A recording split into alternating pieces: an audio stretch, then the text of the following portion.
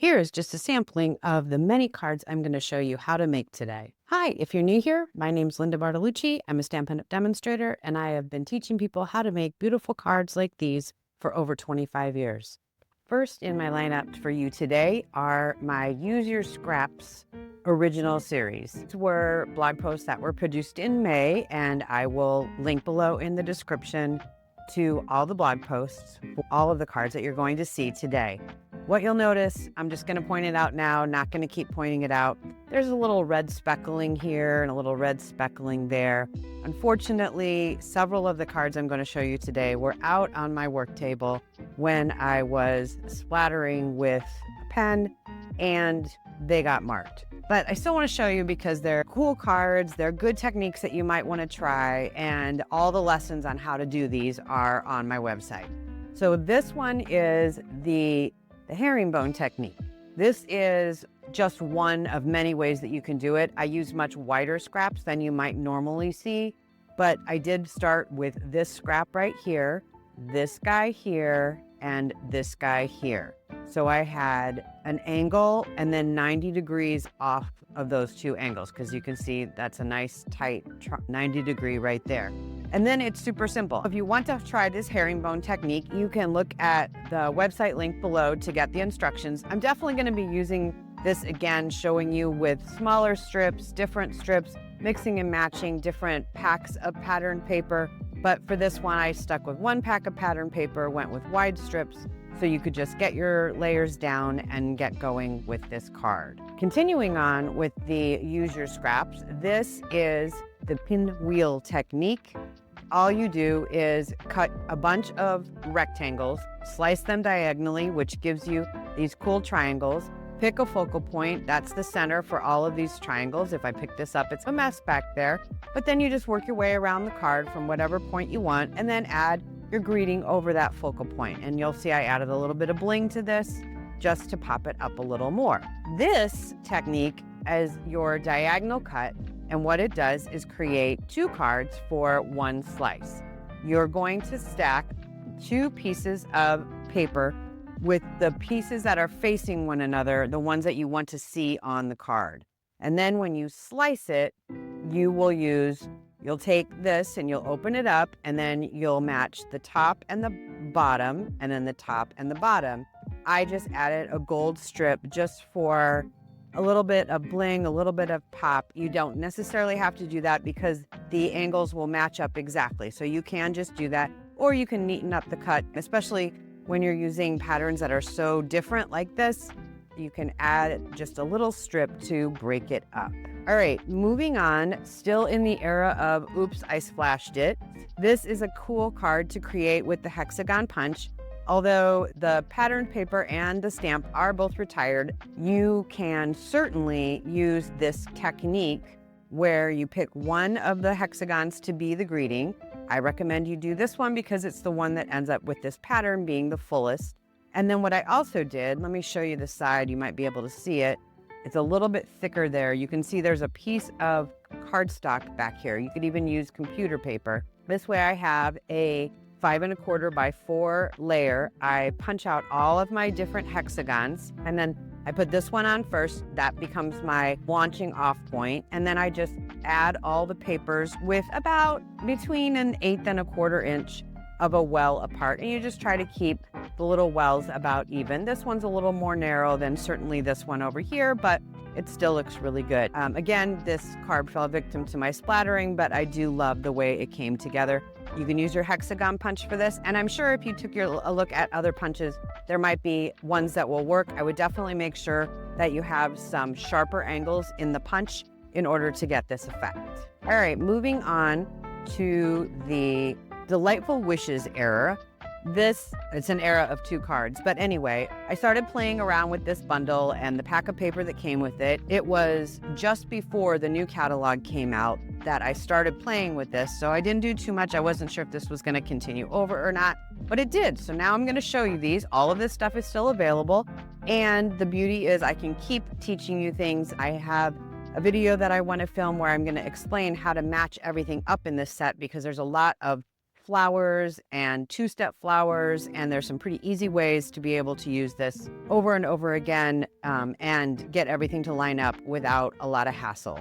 Again, red dot there. You can see we are at the end of our victim cards, but I just wanted to show you how beautiful this bundle is and how well it goes together. You have lots of different things that you can wish people and beautiful florals along with a floral paper to go with it. The second in this lineup, and not falling victim to the red pen, is a similar one. I just changed up the colors and I used an embossing folder in the background here, but basically the same card layout. And by the way, did you know that a card layout can be called a sketch? And as we move forward, I'm going to show you more and more sketches that you can use to create wonderful cards and use the sketch as a launching off point like I did in this particular card. This card you'll see on my website has a sketch that matches it exactly. This is just a straight happy birthday card. I'm using the eyelet embossing folder, a few strips of designer series paper, and a bold greeting. I didn't even mat this because that greeting just pops up on its own. I added a little dimension behind it, but that's all I really needed to do. And of course, I am still loving the rainbow dots, and it makes a perfect little cap on that eye. Next, I used the rhinestone basic jewels to accent both eyes in the thinking of you, still from the with you on my mind, and the heart from that with you on my mind stamp set. This is the Bokeh paper that was introduced last spring. It did carry over into the annual catalog, and I'm super happy about that because I love using it. It makes a great background, a great little strip accent. I love the Bokeh technique, but it's a little messy. I would much rather just cut up a piece of paper and enjoy it than have to drag out all the things that you need in order to make it. You'll notice that I broke up the balmy blue and the balmy blue by matting a white. Matting your white, black, dark blue, or dark brown cardstock against similar colored layers is a great way to make the one you want people to really concentrate on to just pop off the card. Highly recommend looking at those 4 types of cardstock in order to get your card to really pop. All right, this was a card that I posted on my blog very shortly after the new catalog came out, and it highlights 4 of the new in colors. This is Strawberry Slush, Darling Duckling, Timid Tiger, and Sea Secret. Yes, if you've been around for a while, one of my struggles every year is learning all the new in colors, but here we are in July and I am doing quite well. This also has the Textured Patterns die. This is a single die, and if you just run it straight through your die cutting machine, it's just going to make this pattern just like you see. There are many other things that you can do with it. It's big enough that you can make a vertical card with it, and then you can also run it through twice on your machine and make either a cool plaid or an argyle. So I highly recommend that this is a die that you add to your wish list because it's super cool and gives you lots of options. I'm really loving it for when I make masculine cards. Wouldn't exactly call this a masculine card, especially since I threw in the Strawberry Slush and added some bling. But this background you'll see in future cards that I'm going to make, I really am enjoying using it to add a little bit of texture to a masculine card. So anyway, this is called a repeating greeting, say that 5 times, technique. So I started with the happy birthday at the top and I just continued it down. Fun fact, I did not know what size this was going to be until I stamped these. So this card layer started much longer. I stamped them all down and then cut evenly below the Sea Secret, and then that decided how wide or narrow this was going to be and how wide this was going to be. Sometimes you're actually constructing the layers of your card as you're going through the stamping process. But now that I know that this works, I could always go back and make a masculine card by, say, using all blues and just go down with the variations of blues. I know how big my layer needs to be right here. I know how big to cut my white, and I know that it's a standard background. This is actually, because I wanted so much of it to show, it's actually 4 1/8 by 5 3/8, but it is still a standard background mat for a basic A2 card. All right, so let's talk about another cute sketch. This card is 3 rectangles layered on patterned paper. But you could imagine that this card could be all cardstock, embossed cardstock, a mix of paper and cardstock. So this, again, is a layout or a sketch that would be a great thing to try and play with. I actually envisioned this because I have another sketch that I will pop up on the screen right here that has smaller rectangles, and that's what inspired me to make this card. This is using the new textured notes dies. It's a series of nested rectangles that you can use. They all create different patterns on the outside, but allow you to layer the patterns up. And then I popped up the greeting just using some Stampin' Dimensionals. This card is very similar. This is Peach Pie, this is Timid Tiger. But again, I'm mixing and matching. You can see I used that Pattern of Happiness, I think is the name of this guy. I'll pop it up on the screen right here. And then here's the textured notes dies again, and I am introducing the new Pretty Florals, which is my favorite floral bundle from the new catalog.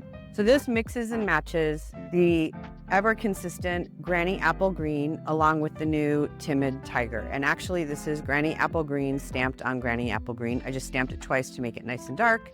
This is Strawberry Slush mixed with the Timid Tiger to make the flower. And then interestingly, this has a dimensional behind it, but it also has multiple layers. I think you can see, oh, this is a good view.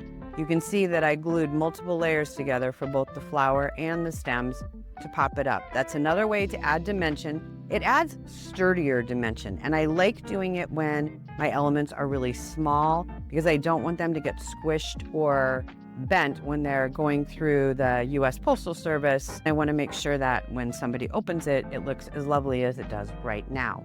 Continuing on with that Floral Delight bundle, this is a card using the largest flower and its inlay and all the new in colors. So here is in cardstock, Darling Duck. This is the Sea Secret. This is the cloud cover, which we don't have in a traditional ink pad, but we do have a solution for how you can create an ink pad, and I'll explain it real quick right now, but there's also a blog post I'll link to where I talk about all the colors and the variations and things you can do with them. For the cloud cover, we sell an already inked spot, and we sell the re-ink. You can also get a blank set of spots and create all the different colors that you want. The key is to use the re-inker to create the pad because the spots are felt. The old style of ink pad we used to have many years ago, but the foam pad seems to interact with the bluish color of this ink, and it ends up making it so different from the cardstock that it doesn't really coordinate. So that's why you won't find a foam pad in this color. This is not a new problem for Stampin' Up. We did have this issue with Purple Posy years and years ago, for those of you that have been with me for all that time.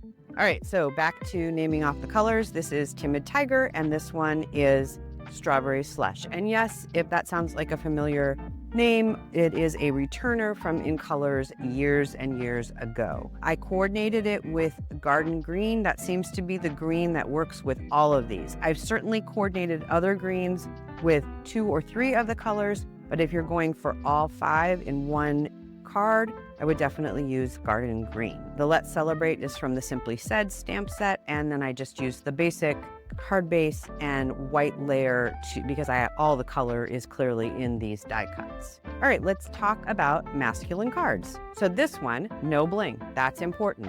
Muted colors, blues and basics. This is basic beige, basic white, and then Lost Lagoon, Sea Secret, and Balmy Blue.